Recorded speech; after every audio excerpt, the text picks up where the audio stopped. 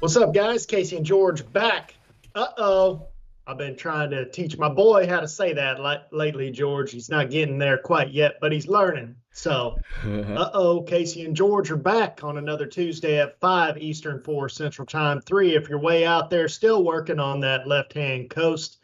See Quez the Ducks in here already. Nova Fan, Gator, Super Comp, Barn. We got all kinds of people in here already ready to go. Listen to some GBR live, man. We got a good topic for you, but first, we always have to thank those people that keep this free for the viewer, which is starting with TSR Racing Products for your Power Glides, Turbo 350s, Turbo 400, and 727 transmission products. BRG 3D printed parts, anything you need. Brian Garrett will print it up for you using state-of-the-art CAD software and 3D printers, printing with high-tech plastics and polymers. Syntex Printing, who made this shirt right here that I'm wearing right now. Temple, Texas, stickers, shirts, brochures, etc. Get anything you need from Syntex Printing over there in Temple, Texas. Driven Racing Oil, best oil to use with methanol, hands down. I just drained a whole bunch out of the Nova, and let me tell you, George, it looked pretty much brand new. 50 passes on that bad boy. I'm thinking once my fast car's done, I'm going to run the new in it, drain it out, strain it out, probably put in the Nova because I flat out just feel bad for wasting it, to be honest with you. Use code GBR10, get yourself 10% off your order of Driven Racing Oil, and that goes for anything on their website, not just oil. Proform Parts, visit proformparts.com for all your carburetors, alternators, starters, radiators, distributors, tools, and much, much more on proformparts.com. And of course, Crew Chief Pro software. The weather's getting ready to turn. Hit up Don Higgins at crewchiefpro.com and definitely get that software. It will get your dial-ins in order. I know it helped you out a lot this weekend, didn't it, George? Sounded like you were on a string for a while. Hey man, I'll tell you what, if you didn't say it, I was going to say it. Before I get going though, thoughts and prayers out to everybody in the South. Hurricane coming through. I hope everybody's safe. Keep checked in if you can, and steer clear of that old storm that starts with the I. We know that all those hurricanes that start with the I generally like to do some intense damage. So thoughts and prayers to all you guys, man. But yeah, Casey, dude, Crew Chief Pro off the doggone trailer, man. It had me guessed within a couple of thousandths. Didn't think the truck would be able to run a 603 in 155-degree track temperature at the start of the event. Crew Chief was showing me at first 297 degrees outside. That makes sense because it's testing the air, trying to pull down from a hot chassis or whatever it is with that body to get it down to accurate. Ended up being right at 111 degrees on my Crew Chief Pro software. So before I get going any further, we got to shout the Crew Chief Pro software out, and then at the same time, we got to shout out the crew at XRP. We probably were hottest, maybe not as dry, or excuse me, not as humid as everywhere else, but 111, I think, showing on my Crew Chief Pro. That's pretty doggone hot, man. So shouts out to Crew Chief Pro, or excuse me, to XRP being able to get a surface underneath us and making a pretty good race out of it. Yeah, absolutely, man. It gets rough sometimes, man. About August, it seems like it just gets unbearably hot anywhere that's got South in the name. You know what I mean? So whenever me and Justin were sitting in my trailer a couple weeks ago, man, and Justin kept saying, "Man, I can't stop sweating, Bo. I can't stop sweating." And I'm like, yeah, I'm telling you, it's hot, and it gets to the point sometimes where you're like, man, we need some sort of AC or something rather than just sitting here like lowlifes in the trailer, just staying in the shade with a fan in my lap. You know what I mean? But it is what it is. You still have fun either way. I know you did all right out there this weekend, didn't you? It wasn't too bad, man. I got to shout out a couple of guys who helped me out quite a bit. Old Vince Taylor, old Kevin Little.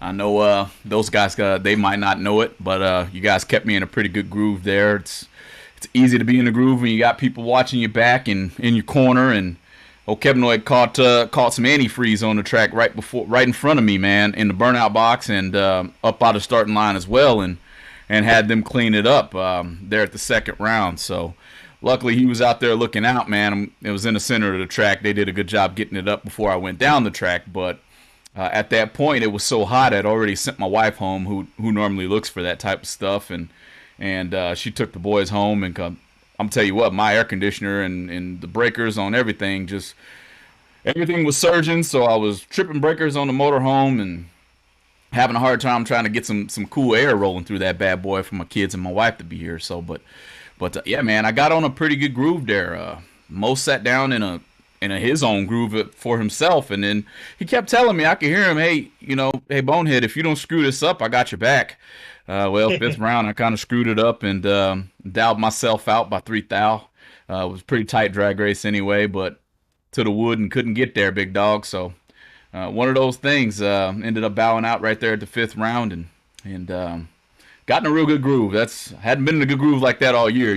Casey, once I get in the groove, kind of hard to kick me off that tree, but got in a pretty good groove there. That's good, man. That's always it's just like they always say about golf. I feel like they always say that if you have one good hole, it keeps you coming back. Well, it's kind of the same thing with racing. That's why you can get your head beat in, and we've all had those days where you lose first round, buy back, lose second round, but you always come back the next day because you should have won that round if it was running anybody else type scenario. And this is something that we can just start here, Casey. I know this isn't a topic of the day. We really don't have a topic for the day, but I just want to throw this out here. I started first round, like I said, it was about 110. I had a cramp in my leg, a cramp in my back, a cramp in my shoulder. I still let go 15 somehow. Okay, so I'm like, all right, at least even through all of that, I let go 15. Stripped a few numbers out, come up second round, had a cramp in my leg, a cramp in my calf, a cramp in my toes. I hate it when I get them in my toes, especially my brake foot, But so I'm sitting here pushing my foot as hard as I can up against the roll cage there, right next to the door to get the cramp out. And man, it just didn't want to let loose. Well, I let go 008 that round, so I don't really care if the cramp was there or not, and it kept going from there. So every round I had a cramp. What is it that you guys out there are doing? Is it just me? Am I the only one who cramps up like crazy in the heat? I drink as much water, as much electrolytes, anything. I drank probably a whole jar of pickle juice. It didn't matter, bro. I was cramping up like crazy in that vehicle. What are you guys doing out there to not cramp up? Let's just leave it in the chat, whatever you got. But, man, it got me. That's all I got. It got me good. Bracket Racer over here saying, gotta drink Gatorade. Man, I drank about a gallon of that the other day. It wasn't helping. I think at a certain point, man, I think it just gets so hot that it just is what it is. Those track guys, man, hats off to them for standing out there on that hot asphalt between all those hot race cars with no shade, whatever they got, maybe a pop-up canopy. But I'll tell you what, man, I don't know, maybe those cool shirts. That would be a good idea to have whenever you're doing that stuff. Yeah, you know what? And Vince Taylor had one of those on, and he's keeping his body cool. And I'd come up to the lanes with a nice old rag that he gave to me, and kind of keeping my body cool, and that did start to help. So I don't know if it was muscle fatigue after trying to get the generator to keep the motorhome running. I mean, I really didn't sit down. Got both my boys there, 7 and 4 years old, plus my wife. I'm trying to make some type of a cool shaded area for them to sit in too. And gee whiz, that just didn't work out for me. But it ended up being a good night. It's like in basketball when I used to play. If I come out for warm-ups and I'm missing every single shot, well, you really don't want to see me when the game starts because I'm not going to miss. So obviously something like that must happen in racing too, where everything's going bad except for on the racetrack, where everything seems to be going your direction. One of those days, man. Hey, man, hopefully it goes those ways more so than the other ways. But speaking of that gets me thinking, man, because it's basically September. It's going to be September in a couple of days. Labor Day weekend is always the time of year where that's basically gung-ho until wintertime. Everybody's racing hardcore until wintertime. And, I mean, this weekend, of course, we got the Labor Day 250K at Bristol.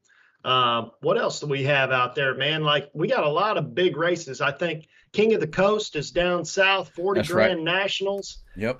We got the Old Dominion Duels, I think, at VMP. Yep. Next week, of course, is the Columbus Fling, which will have the All-Star race in it.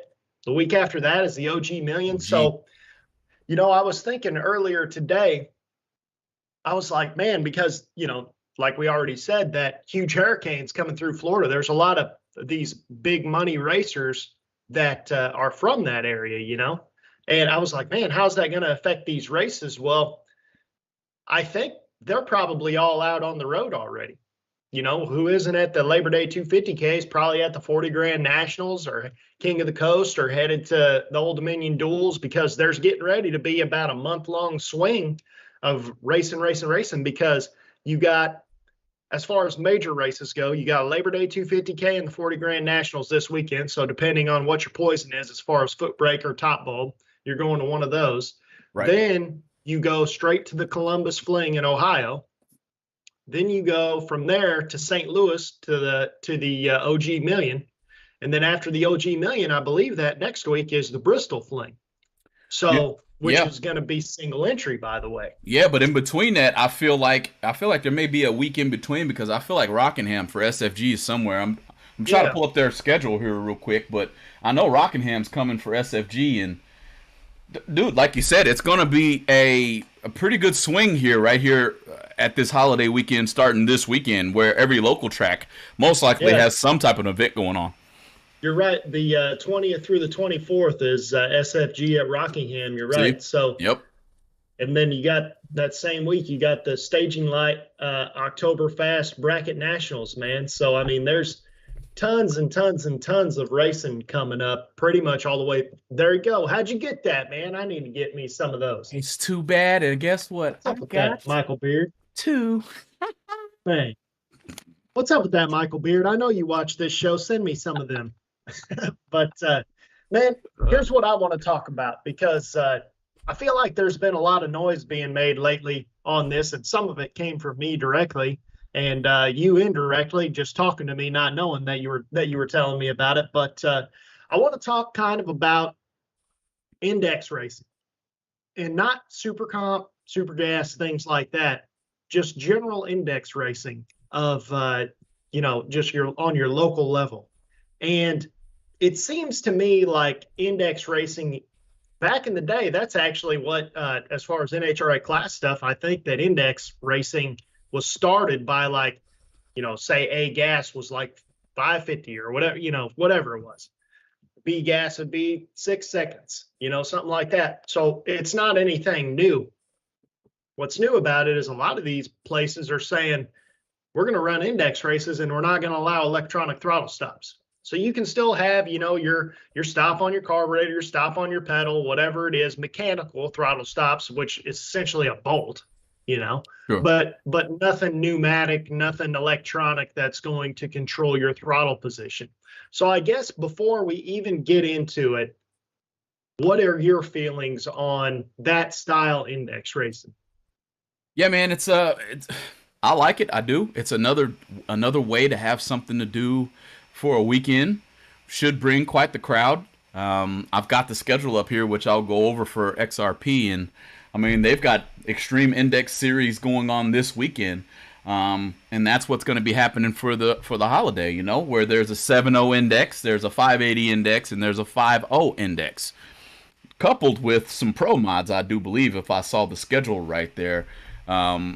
There just leaves way for some more heads up style racing, with a little bit of a bracket field to go inside of it. So you get the ability to pull in, you're going to pull in fans off the bat with pro mods in the building.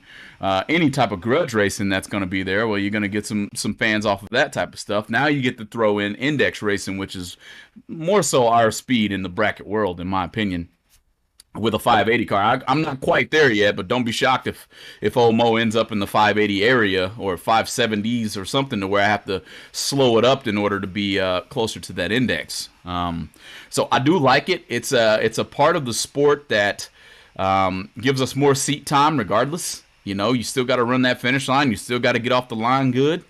And definitely something I'm liking. They have great purses. $1,200 through $1,500 each category is what I'm looking at right here at Extreme Raceway, and I don't believe that there's much of an entry to get into it. So, and even this right here, the 450 Pro Mod bikes are there. So this is going to be a heck of a show that Extreme's going to have, surrounded by index racing. So maybe it just makes it a little easier for tracks to do a little bit more on the heads up side. What do you think, Casey? Yeah, man, I agree with everything you said pretty much right there. And especially like the Pro Mod bikes coming there, that's what brings the fans, because, what'd you say the index was for them? 450 or 60? 450. Yeah, so I mean, they're going to be blasting down through there. I mean, that's going to be legitimately like nitrous bikes, turbo bikes, things like that. And ultimately, what what everybody forgets is that ultimately you want the spectators to show up, because if the spectators show up, that means that the entry fees for us as racers are going to be cheaper. That means that the purses could potentially be larger. If nothing else, it means that if everything stays the same and the track then has extra money, that means they'll have more money for improvements. They'll have more money to put more lights on the track, put more asphalt down so you don't have to park in the dirt, things like that. But I really think that index racing is just better for fans, because the number one complaint about bracket racing is everybody's like, well, why are they slowing down? Why aren't they leaving at the same time? Because the whole premise of drag racing is your average person, if you ask somebody, in any city, what's a drag race, they're going to say stoplight to stoplight. Light turns green, the both of them go, see who wins. You know what I mean? So I think that if you want to get more fan interaction, you want to get more fans involved. And yeah, everybody can say, bracket racers don't care if the stands are empty. Well, that's true. I don't really either. But what I do care about is if the track isn't making money, the track isn't going to be a track for very long. So I think this is a way to get more people in the gates. And it also opens up the ability for, your average fans in the Southeast. A lot of people like to bet on the cars, things like that, loose change style. Well, the thing is, your average person from the city can do that because the cars are leaving at the same time. They're, going to the finish line. What more than likely in any bracket race, most of the time, whoever wins off the starting line, a lot of times percentage wise, will win at the finish line. So, as far as all those guys are concerned, breakouts would be irrelevant. It'd be a very small margin, but that would be something to get those people in the gates, because it looks like a heads up drag race. And one car does not necessarily look fast or slow to the naked eye. A racer will understand a 6-second car versus a 5-second car, 5.0 versus 6.0. But your average person, if you see two cars going down through there, both of them going 580, they both look fast. Now, if you put that same 580 car next to a 480 dragster, it doesn't look fast anymore. No, that's a true statement. That's a true statement. And just piggybacking off a little bit of what you said, bringing in this style of racing, you get to bring in a certain styles of restrictions as well. I'm looking at extremes. This is just the flyer that I knew was going to be up, Casey, right before the show when you said this is what we were going to be talking about here. I needed to have something to come in with, so I brought my other laptop out, as you guys can see, and I'm looking at the 7.0 index, which runs on the 500 Pro tree. Well, there's a restriction. That's a little bit different, but the 580 and the 5.0s run on the 4 Pro tree. You know what I mean? So, Right. There's no down track throttle stops, like you said. There's only a first round buyback. And down here in Texas, at least, I know that there's an extreme sort of, I don't know if they call it extreme, but a 5.0 index class put on by Veals Motorsports, at least as one of the sponsors. Mr. Veals out there, shout out to him. He does a heck of a job on the engines if you need something. But definitely he puts on a 5.0 back half class. And this is the type of class where you'll see a lot of those cars running where the restriction says you have to be a back half class in order to run it. So there's just a little bit more you can put into it. All of this is obviously all door cars. You're not going to see a 5-second dragster in this deal. No electric stops, as Nova fan has said here. Everything is a tuner's game. I like it. I do. I like it as a door car thing too, where it's giving love to us door cars out here. Right, exactly. Super Comp and a lot of people over here are talking about the no electronic throttle stop idea. I'm assuming, obviously, if your name's Super Comp, you have an electronic throttle stop. True. But he says 5.0 is 5.0. Doesn't matter how you get there. I agree with that to an extent, but the other side of that is I think that I just think that it's a lot easier to dial in where you're at, just like a delay box, because that's what it is. It's a delay box for your throttle. And it's a lot easier to dial your car in as far as what it's going to go. Really, the best case scenario with index racing with a mechanical stop only is if you're running 6.0 index, your car's only ever been 598 anyway, type thing. Yeah. Yeah. Like that's about the best spot to be as far as consistency goes. But it's harder whenever you're limiting the throttle, because then when the air changes, now all of a sudden it's going to be different. You can't pick it back up. You're going to have to. I mean, there's a million ways to do it, but I just think it's easier to do with the throttle stop when you're punching numbers. Now, I like it too because it brings the tuner's game into it. It's a whole nother ball. It's just a whole nother game you got to play. I recommend Crew Chief Pro to anybody out here doing this, by the way. I mean, it's going to tell you what you got going on. Those weather swings from night to day in Texas could be a little bit of humidity pickup, or the barometer might got a few points worse, and there goes a couple of hun. You know what I mean? So definitely, there's all the more reason to have that Crew Chief Pro software, at least as a reference point, if you're doing this type of racing. But Casey, man, let's talk about it. The grids. Let's talk about those things that we could use that aren't an electronic throttle stop that actually act as a throttle stop. Let's kill some timing off the hit and bring the timing back in down the track. What does that equal? Well, it does equal getting to 5 seconds without having an electric throttle stop. But that also equals better use your brain, otherwise you're going to have too much or too little. So I like it. All right. Well, and over here in the YouTube chat, Bracket Racer 1, this is what I was getting at earlier that I didn't explain well enough. He says it limits the money you have to spend. You don't have to worry about someone running up on you 50 mile an hour at 890. And to expand on what he's saying, that's what I'm thinking also is a car that runs 890 in the quarter mile should run maybe 165 miles an hour, right? Not 195. So what it's doing is the whole purpose of all these guys wanting to go faster and faster and faster, but still going 890 is because the race is still in front of them because they're on the throttle stop for longer. So what it's doing is it's forcing tight races, which is better for fans, first of all, which was the original concept of what we started talking about. But second of all, what it's doing is it's limiting you financially because you can only have so big of a motor. You can't slow down the motor that much. Like if you could unhook the secondaries on a car that goes 190 mile an hour at 890, and it's still going to go way faster than that index, sure, on 2 barrels. So, I mean, I just think that it limits the amount of money you have to spend. And it also allows for cool rules like what you were talking about earlier, where they had that 5.0 class, but the rule is you have to have a back half door car in it. Now, 5.0 isn't that fast anymore in a tube chassis door car, obviously not in a dragster either. They've been going faster than that for years, but it takes a lot of power. It takes 1,000, 1,100 horsepower in a door car, in a tube chassis car like that one you just saw doing a burnout on the back of my screen right there, to go 5 flat. Now, if you're trying to go 5 flat in a car like my Nova or your truck, well, your truck's full tube chassis too, but my Nova is a back half style car. I mean, that's a big difference, man. Like when I had the 468 in there, I think it was going fastest it ever went with 468. It was 6.0s. My Malibu went low 590s. I mean, you got almost a whole second to get to that 5 flat. I mean, you're going to see cars doing wheelies. You're going to see cars spraying nitrous, having pro chargers, like all the cool stuff that fans like.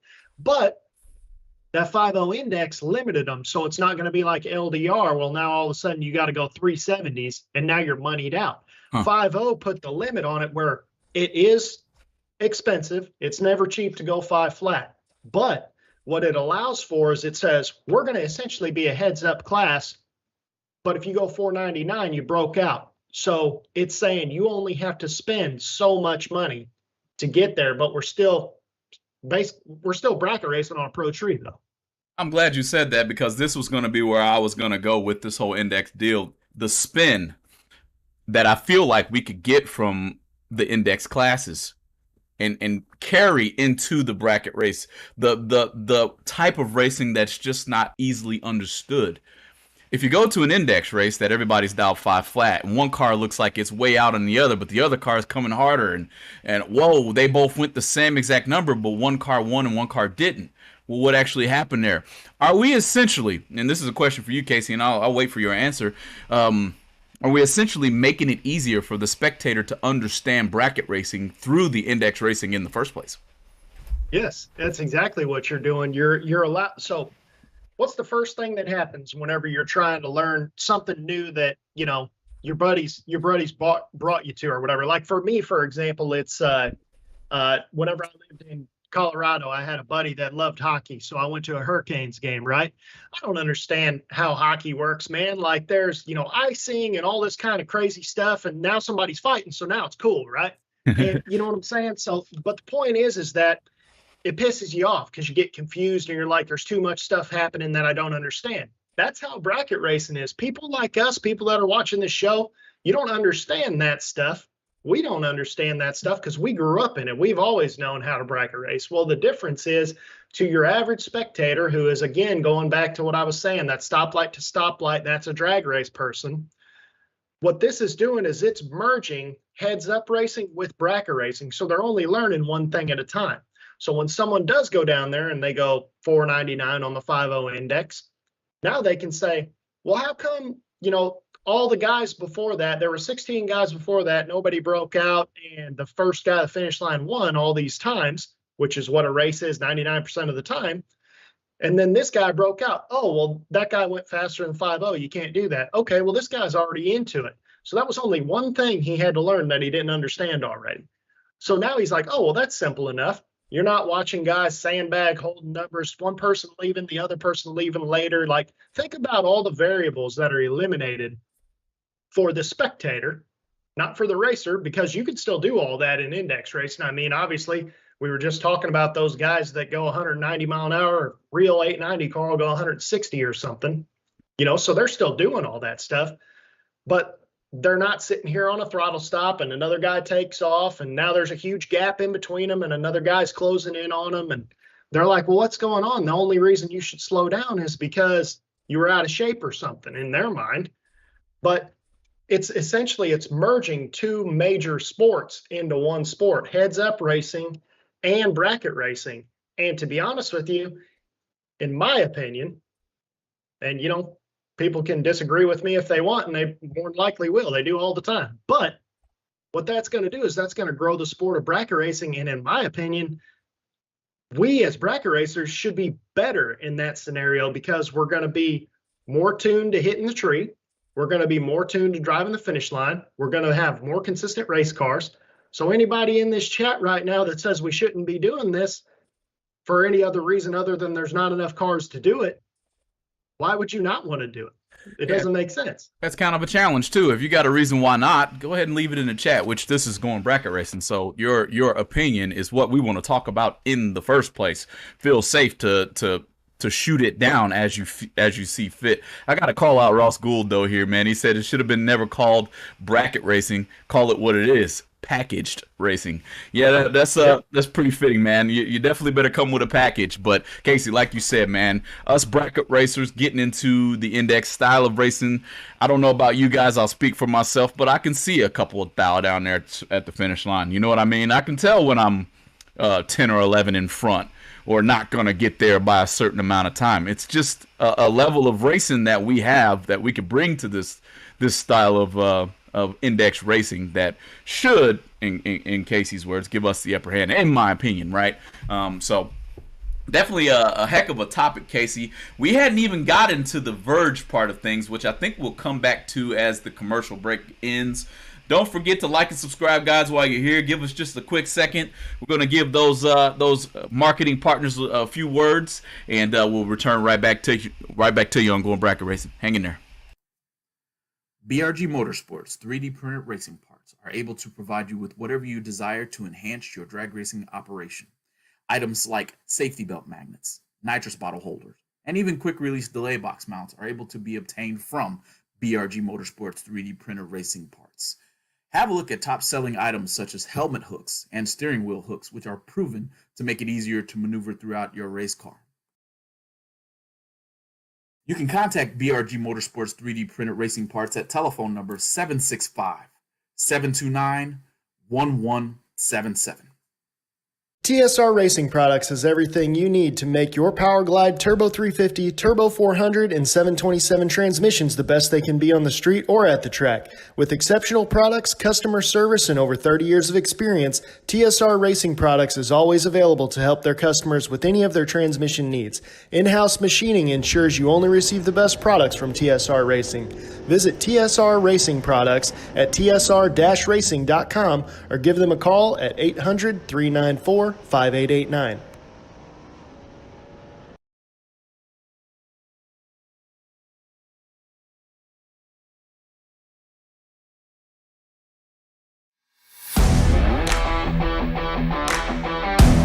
Here's the skinny on the ProForm Slim Fit radiator systems. They are the industry's first and only 4-inch thick radiator system. That's the radiator plus the shroud plus the fan combined. A complete unit that's up to 40% thinner than others on the market. Fully assembled for performance out of the box. Eliminate the stress and frustration that comes as precious weekend hours are lost trying to upgrade your cooling system with major space constraints.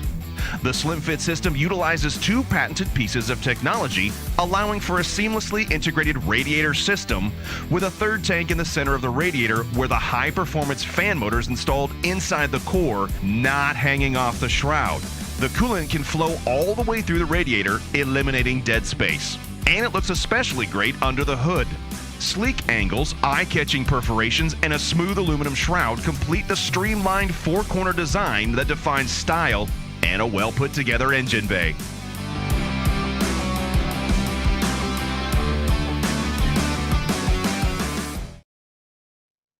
All right, welcome back, Going Bracket Racing community. Thanks for joining us every Tuesday, and can't do this without you guys. Thanks for being part of the community, leaving your thoughts, your comments, sharing with your friends and your family, and following us here on the Going Bracket Racing community. Special shout out to our marketing partners, Proform Parts, Crew Chief Pro, Syntex Printing, Ken Jones Performance, Team 14, Mr. BRG himself, TSR Racing Products, and Driven Racing Oil. We can't thank you guys enough for being on board with us. Also want to shout out the guys at Your Ad Here. If you like what you hear and you want to have your ad on the Going Bracket Racing community, head over to Going Bracket Racing YouTube channel or the Facebook page. Send a message to either George or Casey or both, and we will be glad to get back in contact with you, get you guys out here so that we can get your product out to the community.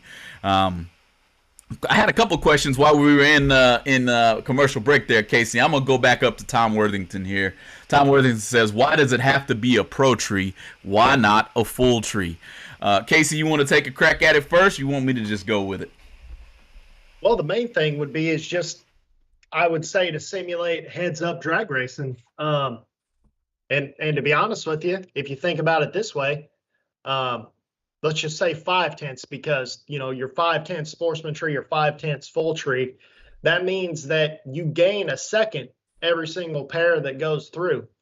And if you think about all the pairs that go down the track every single day at a major event, those seconds add up into minutes, add up into hours over the course of a day. It doesn't seem like it, but they do. So that would be number one and number two, I guess, also, in my opinion. I don't know. I think more than anything, it would be because you're trying to do something different. And then if you have guys, say, double entering, if you have them on a 4/10 pro tree, they're not getting any advantage of hitting the tree twice because they're doubled, whereas another guy is single entered in his regular top ET, because you can still have those normal classes and just have this as an additional class at these races. That's the overall goal. You're trying to bring in more money, more classes, things like that for the track without necessarily expanding their car count. If it does, that's great, but it's all about the entries. It's not about that. And I know Tom is one of those people that's not a double entry type of guy. So that would be my opinion on that. What's your opinion?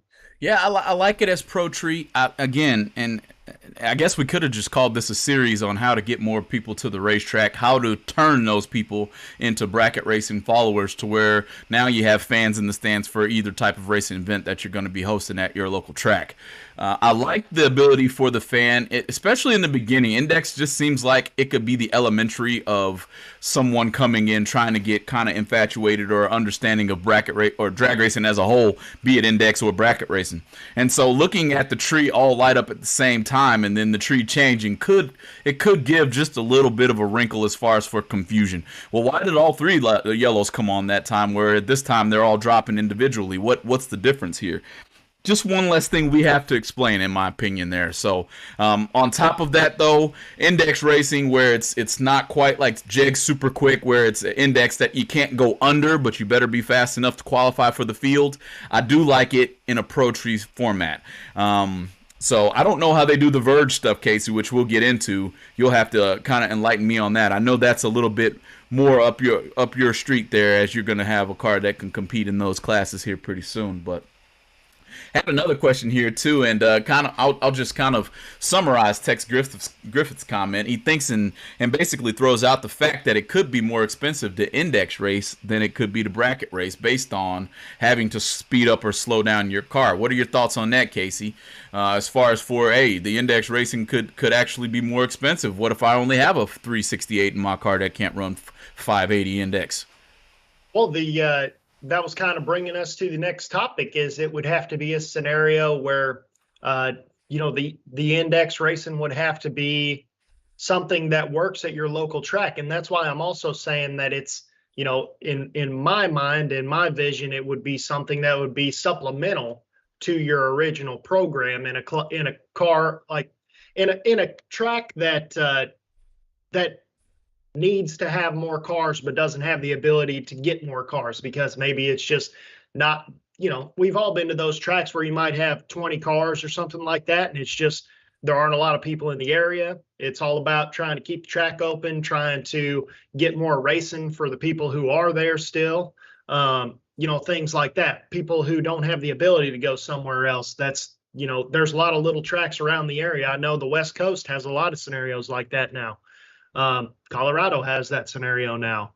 So it'd be something like that. So it'd be something that everybody would go talk about. For example, if your track has a bunch of cars that run 650 to 70, then maybe you meet somewhere in the middle. Slowing the car down is never more expensive. You can always slow the car down. Sure. You can only slow it down so much, but we're not trying to have a car that's capable of going 5 flat enter the 6.0 index class, Sure. So it'd have to be something in that realm. But I guess this would be a good offshoot to say, what do you think would be a good index, or indexes to run something like this? If you were talking about your local track, not a track where there's a bunch of fast cars and things like that. I'm talking about your little hometown track that's 8th mile speed up, 8th mile slow down, maybe a little bit further type thing. But your typical where we grew up, like I-57 back in the day. Right, and I feel like our boy Kevin Grider kind of hits it on the head here. He says he's got his car and it can run the 7.0 index. He could probably speed it up and get it into the 650 index. That range is going to be something I feel is going to be common at almost any track. 6.0s as well. I mean, if I had to guess, there's quite a few cars that we could turn into index cars that might run the 590, 580 range, or the 610, 605, 60 range, that if we done just a little bit, we would have to spend a little bit of money to do so. But if we done just a little bit of a change, we could get it into that 6.0 class and field the field at just about every single time. So I think the 6-second range is definitely going to be something that is capable of accomplishing, especially if we're talking door cars. I feel like that's the number right there, Casey. Yeah, I was going to say probably, and I think Quez said this a little earlier, 650 to 7.0 is the area that would be really good for one of the index classes, because it just seems like to me, like Ecolot, for example, would be a great example because they have so many cars there all the time, that almost every back half door car in top or bottom will be somewhere between 6 flat and 7 flat. Right. And you're saying, okay, well, you pick 650. What about that 7 flat car? Dude, I'm talking like maybe 75 horse dry shot of nitrous. You could get to that 650, no problem. Right. So, I mean, and they're like, oh, well, now I got to buy nitrous. It's like, yeah, man, but I don't know. I just don't, it's not very hard to go in that range. You can go as fast as 650, very, very cheap. And Like it's the the easy. motor. Yeah, go ahead. It's an easy census based on where you Yeah. are. You know what I mean? Like Lucent Payne's here and saying here, Mason Dixon has the 590, the 650, and the 710 index. That's based on Mason Dixon's crowd or breadbasket of drivers in that area. So definitely something I feel is able to manipulate pretty easily in order to make it fit for any track we have out here. Like if you go to Gateway, you're probably going to be in the 570 range pretty easily. You know, there's a lot of fast door cars out there. You come to Extreme, there's quite a few fast cars out there. So real quick, Casey, before we shift gears, because we got that Labor Day 250K coming up here, man, we got to talk about. Let's have a look at some upcoming races, guys, before we get to that particular subject. Gotta always keep our eyes open for what's coming out. So let's start with the good old Del Pelage Memorial Thanksgiving 10Ks. This is going to be a great race out there in that Baton Rouge area, right there at the Thanksgiving mark for this year. I believe it's $400 weekend entry to get in the box for 3 days worth of running 10s. If I know CP like you guys know him, he's going to have something up his sleeve as far as for a shootout or something of that nature. Heck, you never know. We might even see some index racing going on at this race. If I know CP, you know, he's good at putting in what he can to make the show as good as it can be. So give a look at this race if you're in that area, or even if you aren't and you're going to want to do some traveling for the Thanksgiving holiday. Head on out there, bring your turkey, and save me a plate. I'll be able to get it. As well as we have the SFG low budget bracket race coming, and I'm going to be honest, it calls it the low rate bracket race. I have to apologize there, but that's going to be a heck of a race, man. Run for 50 grand 3 days in a row for $525 for the whole weekend entry. You know there's going to be some type of warm-up. I think it's 15K there, if I can see that clearly. I'm sorry, you know, I have these glasses on, so it's hard to see a little bit, but taking 450 entries, expect for that to fill up. I believe it's called Montgomery International Dragway now, under new ownership, new timing system. Expect to see, guys, quite a few more big money bracket races coming to this racetrack. I'm expecting good things out of this one. So definitely, if you guys are in those areas, make sure you hit it up. And as always, out there in Central Illinois, we got that Lucky 7 series that's still going on. Make sure if you're in that area, you get in there. 7 grand to the winner. It's a great purse. Pays out great. There's a free 10 grand shootout at the end of the year if you made it into the top of the points for this particular event. And they got junior dragsters in the house too, so make sure you get out there. The no box guy, no box side of the field there. You guys are getting some love out here at the old mid state Lucky Sevens bracket series as well. As we get back to it, Casey, we get the ability to bring to the table as a topic Labor Day 250K. Those foot brake. Is this a foot brake or just no box, Casey? Shout it out. I believe it's foot brake only. Anything Big Jed does is usually foot brake only because, in my opinion, and in Jed's opinion, and in a lot of people's opinion, if you're going to hit the bottom, you need to hit the bottom without a button. Because why? Like, that just never made sense to me. Why would you just not run top if you got the trans brake? A delay box. I mean, come on, man. JR, our buddy with the most sophisticated 6-second door car of all time. Electronic fuel injection, Holley, EFI, everything on there, still runs the original Dean Bear delay box that's older than all of us. I mean, but what I'm saying is you get those for probably like $25 if you can find them. I mean, they might be expensive now because they might be over there and, you know, they might be going up in value as antiques. True. And definitely the older model there. So does he still enter his have to dial his I think he has to do the crossover. I'm not sure. Oh wow. No, man, it's definitely it's Bristol, baby. That's all I got. Matter of fact, it's Bristol and Kohlberg Promotions. It's going to be great. Guaranteed $100,000 to win off the foot, man. Did I say it was going to be great? Yes. Yeah, okay. I was just making sure I said that. Yep. At 475 cars pay $250,000. Now, this is what's crazy about this whole race is, first of all, like you said already, it's at Bristol. That's number one. Number two, it's, you know, the Kohlberg team always is bringing it as far as being great to the racers, making great decisions for the racers. The WFC was in insane attendance. You know, maybe the 250K won't necessarily have a ton of racers in it. And the reason I say that is just simply because I think it's an additional, maybe like, it's additional something to get in that, but it does have 2 races surrounding it that are also 10 granders. Oh, I see how you are, not turning the sound off for our show. That doesn't happen that often. My bad. So, no, anyway, man, I'm looking through the flyer here right now. $100,000 guaranteed to win off the foot. If they get 275 cars, it's going to be $110,000. It's progressive purse all the way up to potentially $250,000 if they get 475 entries.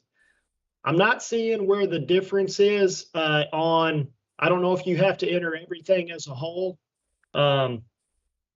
But anyway, it says $1,000 to run a 10 grander, potentially a 250 grander, guaranteed to be a 100 grander, and a 10 grander, and it's foot brake only. So whatever car is going to win this race, typically, I would say your average car in attendance there is probably under $25,000.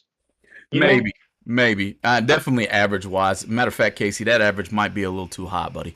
We might have to bring that down a little bit, you know. The reason I say that is because, so the WFC is the one that's the really cheap entry fee, and I believe it's like $325,000 or something like that. This race is a little more expensive, $1,000 to enter the entire weekend, which is a lot for the foot brake crowd. They're not, top bulb guys, they're used to spending $1,000, $2,000, $3,000. I mean, I guarantee you there's top bulb guys this month alone, from this week to this time next month, will probably have $10,000 taps. That's not what foot brake's all about. Sure. So I'm interested to see that as far as the car count. But again, this race has been going on for a long time. It's the OG million, essentially. Well, the WFC, in my opinion, is the OG million of this. But this would be what the SFG 1.1, the Great American Guaranteed Million, what that is. Now the Great American 500K, things like that. What that is to top, this is what the foot breakers have for bottom. If you're going to pay your house off, this is the race you want to win. Yeah, man, and they're starting it off good too, man. I mean, if you're leaving off the foot, generally you don't hear 3,000 as the purse, but there's 2 gamblers races going Thursday and Friday. Looks like it's $100 to enter, and it's paying round money at the second round. Where if you lose, you get $50, so you get half your entry back right off the rip if you can turn on 2 win lights. Yep. That's pretty big, man. A $3,000 purse. Look like Gage Birch won it once, and Devin Dudley won it the other time, and it looks like Nick Hastings won it all last year off the bottom. So, this is set to be a heck of an event, is what I'll say, and I will continue to shout out Kohlberg Promotions. Like you said, Casey, Big Jed generally keeps the racer in mind. I believe it might be this event where he got pretty mad on the mic one year and said, "You guys are going to stop sliding across the finish line like that." And hey, he stood up for what we needed to be doing there. So definitely, man. I got one question in YouTube. I know it's off the subject of the Kohlberg race at the 250K, but got Tom Grooms in the chat, Casey, on your side there. He says, all you'll do is cannibalize your bracket program, adding a bunch of index classes. I agree to disagree, Casey. How do you feel about that comment? Well, I personally think that it would bolster it, because I think it would give the ability for anybody to come there. For example, if you have a 650 index car, that would essentially be what my Nova is. I mean, I can run the Nova down the track and drive it straight back to the lanes and straight back on the track. I mean, now, if you're talking about me doing that running 470, that's not really going to happen. Like, it might happen once, but it isn't going to happen several times in a row. But that 650 car, I mean, I could do that as long as I didn't run out of fuel. Like, I could only make 2 runs and not run out of fuel because I'm on alcohol. But somebody who had a 5-gallon fuel cell and gas was running gas. Going to have a stock size radiator. Get you a radiator from Proform. You know what I'm saying? You'll be good to go. They'll keep you cool. Right. Now, I think I just think that we got to do something different in the bracket community. Not necessarily from how we're running our race, because I think we're doing actually a pretty doggone good job at how races are going off, how we're actually treating the drivers at the track. I haven't ran into a bad experience at the racetrack in a long time, so I'll speak for myself when I talk about bracket racing. But what I can tell you is, I'd love to see people in the stands. I really would, because it's just going to be good for the tracks. We're losing too many of them. So the beauty of what we get to talk about here at the Going Bracket Racing community, and thanks for your comment, Tom, because it's comments like this that we want to hear.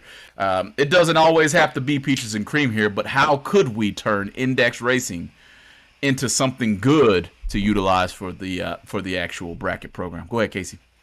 Right. Well, I was just going to say essentially what Supercomp just said, index in conjunction with the bracket race. So like, you don't necessarily need to have, a million index classes on top of your regular bracket program. What you do is you say, okay, say, in our hypothetical talk here, we're talking about a small town track kind of thing where maybe you have 30, 40 cars. I mean, obviously if there's 100 cars, you could do this too, because not all 100 cars are going to fit it or want to do it. But ultimately, what you're going to do is say, first week of the month is 650 index. The next week is 70 index. The next week is 50 index. Next week is 470 index. And as far as 470 index goes, almost every single dragster out there could run 470 index. I bet you 85% of the dragsters out there could run a 470 index class. Mm-hmm. So, I mean, and they'll double. Those dragster guys, they'll run as many classes as you'll let them a lot of times. Sure. Yep. Again, it's just able to be finagled good enough to where we could do both at the same time, I think.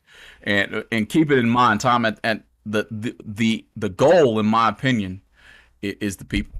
I mean, that's what I think here. Back at It Racing's got a question directly to me. But, George, why are we losing them tracks? Is it the cost of living? Is it the market high right now? Or is it just low car count? Honestly, Back at It Racing, I believe it's just the good old Benjamins. Yep, the dead presidents. Somebody's offering these racetracks enough money to say, you can't turn it down, especially right now. Where it is the cost of living and the market being kind of jacked up to where an owner of a racetrack could be like, well, I ain't really going to make that much money in the next 10 years owning the racetrack. He's handing me this much money up front. I gotta go. That's basically what it is there, in my opinion. So a little bit of everything back at It Racing, I think, is what's going on, and as to why we're losing racetracks. Yeah, and at the same time, think about it this way, man. Every time you hear somebody complaining to the track, running up to the tower, getting ready to say they're going to the tower to talk to them, that this was bad, that was bad, don't forget about the fact that every time you do that, it makes that track manager or that track personnel crew member or the owner question, why do I do this when I have this nice open flat piece of land with a bunch of acreage that they could put a housing development on, or they could put a truck stop at, any of that. So I would encourage anybody out there, as kind of a way to close this out, I guess, George, because we're getting close to the hour here for everybody. Yeah. But I would encourage everybody, rather than complaining or having their buddies complain, remind them that this place, if it wasn't here, what would you be doing otherwise? And they might be mad at the time and say, well, I'd do this, I'd do that. Well, then why'd you come racing that day? That isn't what you want to be doing. You want to be racing just like the rest of us. So maybe next time you hear of somebody complaining, maybe defend the track crew or track manager or whatever, rather than piling on them. Or maybe try to teach them. Maybe try to teach them if they don't know. There's a right and a wrong way to do it. If you're constructive with your complaint, it is well received. If you're helping somebody build what they're trying to, and they might be failing at it, but maybe a constructive complaint / piece of criticism could be exactly what they need to get the program off the ground. And next thing you know, you guys are racing in XRP. I say XRP because that's my track. Casey would say Galat or any of the surrounding tracks that he gets the chance to race at out there in North Carolina. Ardmore, the places that put on good races here. And I'm just enjoying them. I'm sorry I haven't been to Pine Valley yet. I'll get my chance in out there at out west either. I haven't been out there yet, but I'll be out there before too long. Most importantly, don't ever go to somebody complaining when you don't know the solution to the problem. Ever. That's stupid. I hate that. I that's one thing that I'll never roll over on, is just, if somebody says this is a problem, okay, how do I fix How that? do you fix it? Well, I don't know. Yep. Well, then if you don't know, then how am I supposed to know? Yep. You know? Yep. And if you do know, why don't you tell somebody so they don't do it again? Yep. No. Man, Casey, you already said it. The hour got here quick. I didn't expect it to get here this quick, and we didn't even get to really get into Verge. So I guess we'll have to push that off for another day, man. Another episode of good old going bracket racing. But what do you got to say in closing, man? It was a pretty good topic, in my opinion. Yeah, man. Just I wonder if it's going to be index racing in the future, just simply because, like I said, I think there's a lot of entertainment value in it, man, especially when you're talking about the fast index stuff. Where you're talking about, I mean, realistically, you could make a 430 dragster thing. I kind of think Verge should go that route. The cool part about 450 is every dragster can go 450 anymore. Right. So that's, and their whole deal is based around really fast door cars. Well, you got to have the dragsters at least going faster than the door cars, because they don't really look like they're going fast until you get going about 430 or something, you know. So I would like to see them go to the 430 range, but then again, they're packing the house, so why change a good thing? You know what I'm saying? So ultimately, I'm glad to see that series making some headway. Looks like they have a lot of cars all the time. So to say the very least, I think that everybody should take a look at it. If you have the opportunity and you have a lot of cars at your track, it's very easy to try it out, test the waters for it. And see if anybody wants to do it, because you might have a little bit of a surprise on your hands if you put it out there. But yeah. As always, man, we got to thank those sponsors one more time. Driven Racing Oil, use code GBR10, get 10% off anything on their site, man. BRG 3D printed parts, TSR racing products, Proform parts, Crew Chief Pro software, Syntex Printing, Ken Jones Performance, Team 14. And if you want your name up there, get a hold of us at goingbracketracing@gmail.com, or hit us up on the Facebook page. Hit us up on the YouTube channel. Don't forget to hit subscribe, subscribe on the podcast form. If you listen to that, seems like we always get twice as many watches and only half the followers, man. So all you got to do is click that so we know you're there. Yeah, man. Yeah. And until then, if you don't click it, maybe we won't see you next Tuesday, but if you do click it, we'll see you guys next Tuesday. Another episode of Going Bracket Racing. Thanks for joining in. Make sure you have a good one. Be safe out there. Stay hydrated, like I guess I didn't do a good job of, and we'll see you next time. Have a good one.